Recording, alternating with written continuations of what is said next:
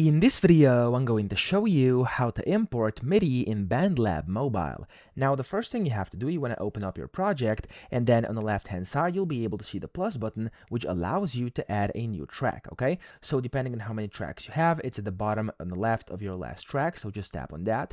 And from here, it's going to say new track, and at the bottom left, you can see it says import file. So tap on that, and then from here, you'll have to find your file inside your mobile device, okay? So for me, it's inside audio. If I go top left, as you can see, it's going to pop up a few things, and if I long press this instrument, the first one here, as you can see, it says this is basically a MIDI file over here. Now this is .mid, and the second one here is .wav, so the first one is the MIDI file. I can simply tap on it like that, and it's basically gonna get added just like this. I can go ahead and change the instrument. I'm just gonna select the grand piano over here, and there we go, it's gonna get added. Now you can do this for as many times as you want, and of course for as many different MIDI files as you want to. Just simply tap on them, select the virtual instrument, and you're good to go. So I hope this video helped you out. If it did, please subscribe to the channel and help me out as well.